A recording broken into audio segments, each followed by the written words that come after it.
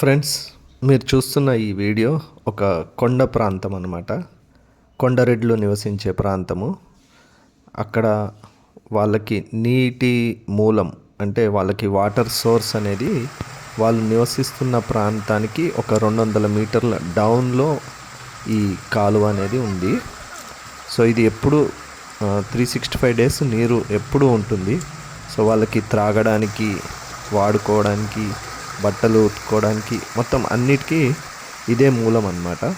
So ఇక్కడ నుంచి వాళ్ళు నీళ్ళు పట్టుకొని వెళ్ళి వాళ్ళు స్టోర్ చేసుకొని తాగుతుంటారు, వాడుకుంటూ ఉంటారు వంటకి, మిగతా పనులన్నిటికీ. సో ఇక్కడ ఈ పిల్లలు వీళ్ళు ఇక్కడ ఆడుకుంటున్నారు. వీళ్ళతో నేను బాగా ఎంజాయ్ చేశాను.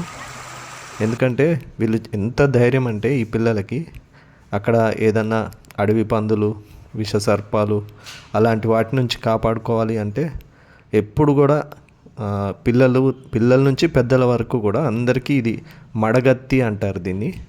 ఈ కత్తి ఎప్పుడు అందరికీ ఉంటుంది అన్నమాట. ప్రతి పిల్లవాడికి నుంచి పెద్దవాళ్ళ వరకు ఈ కత్తి పెట్టుకొని వాళ్ళు తిరుగుతూ ఉంటారు అక్కడ.